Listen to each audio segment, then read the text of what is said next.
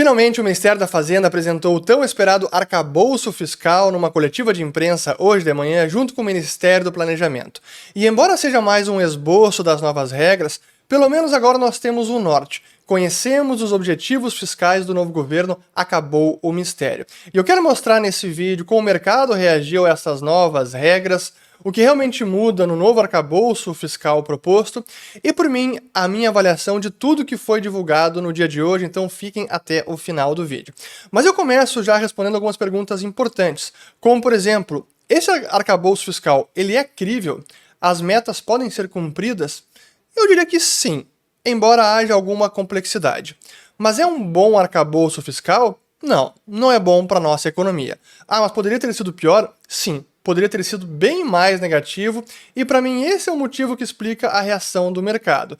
Porque dado tudo que foi falado até o momento, as sinalizações de vários membros do novo governo, tudo que Lula vem dizendo, está em linha com a visão econômica da atual administração. Então não deveria surpreender ninguém o que foi divulgado hoje neste novo arcabouço fiscal. E é por isso então que vemos a Bolsa Brasileira, Ibovespa, subindo quase 2% no dia de hoje, enquanto o dólar chegou até a cair mais de 1% durante o dia, agora que eu estou gravando o vídeo, final da tarde, está em 5,09, e até mesmo a curva de juros, olhando aqui os DIs futuros, também tivemos uma boa queda, já o DI de 24 caindo 0,40 e DI de janeiro 25 caindo quase 2%, abaixo de 12%. Então é o mercado reagindo até positivamente com tudo que foi anunciado agora.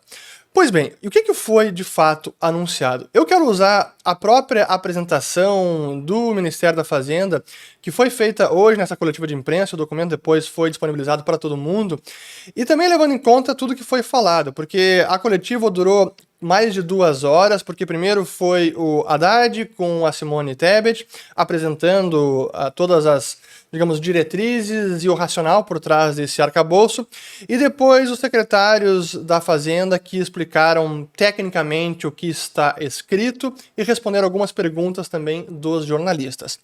Pois, falando aqui então do arcabouço, aqui temos os slides que foram apresentados, primeiro contando uma história, relembrando o que aconteceu de 2002 até 2010, que foi Lula 1 e 2 e que acabaram esquecendo aqui, talvez propositalmente, o restante ali que aconteceu em Dilma 1 e 2. Mas enfim, aqui mostrando como é possível um resultado em que as despesas crescem, há um superávit, porque a economia também cresce e, portanto, a arrecadação acaba crescendo.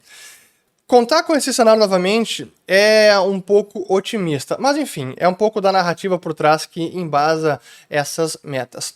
Aí mostra um pouco do investimento público e até aqui num gráfico que acabaram errando aqui nos eixos, porque 2,4 na verdade é mais baixo que 2,6, mas enfim, apenas um erro de gráfico, mas mostrando a questão do investimento, sobre a despesa primária, investimento público, que é preciso manter o investimento público mais elevado ou não reduzi-lo para o crescimento econômico.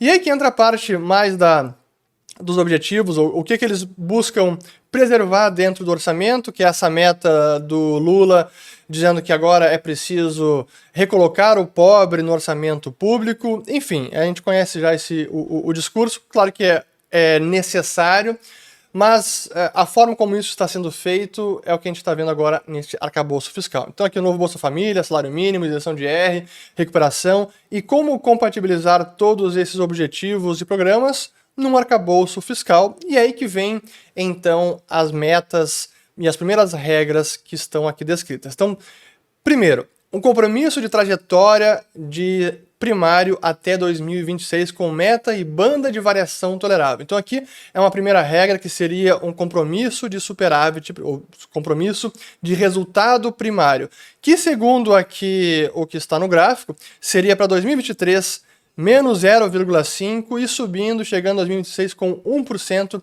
de superávit primário. Aqui é importante notar que isso até é uma dúvida, Não se sabe se realmente vai ser o objetivo do governo neste ano, ou se é apenas algo hipotético, porque a expectativa de mercado é de 1%, esse é o último Boletim Focus, e o próprio governo, na última divulgação do resultado primário, a expectativa para esse ano era de 1% de déficit primário. Então, como é que isso mudou em tão pouco tempo?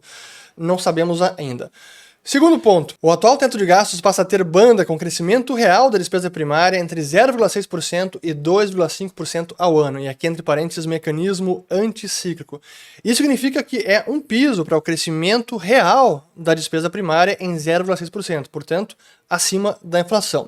E os demais pontos dizem respeito à limitação do crescimento da despesa, que estaria em 70% da variação da receita primária dos últimos 12 meses, e se o resultado primário ficar acima da banda que foi definida, isso permitiria uma utilização do excedente para investimentos. E o contrário, se o resultado primário atingido for abaixo do objetivo, isso obrigaria o governo a reduzir o crescimento da despesa para 50% do crescimento da receita no exercício seguinte. E o último ponto aqui é sobre investimentos que, em tese, possuiriam piso, mas não foi detalhado como seria esse piso.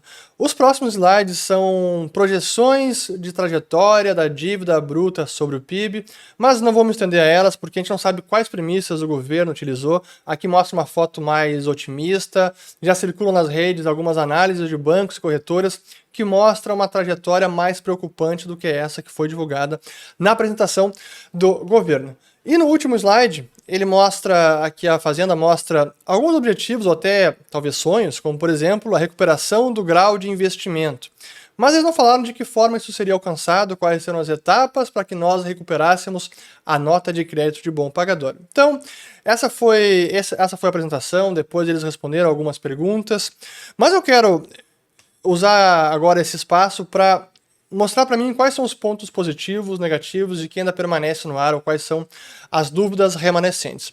De ponto positivo, a gente pode listar primeiro, limitar assim o crescimento da despesa é positivo, em 70% o crescimento da receita, então, em teoria, a receita cresce num ritmo maior do que a despesa, ou a despesa num ritmo menor do que a receita.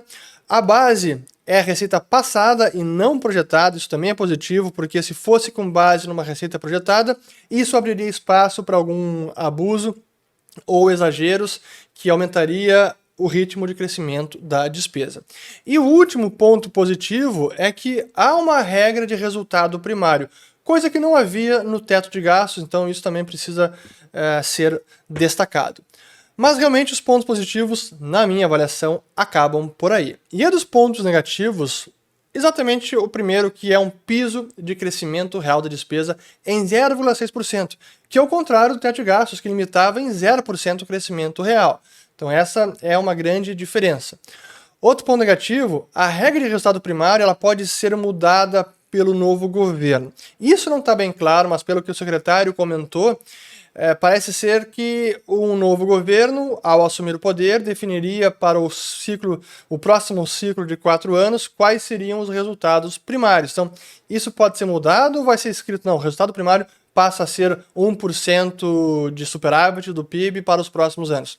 Não ficou bem claro. Então, abre brecha para o resultado que pode ser alterado ao longo do tempo. Mais um ponto negativo. A penalidade é muito branda. Se o resultado primário, que é decidido pelo governo, não for alcançado, a punição é simplesmente limitar o crescimento de despesa em 50% do crescimento da receita. Então, não há nenhuma outra punição.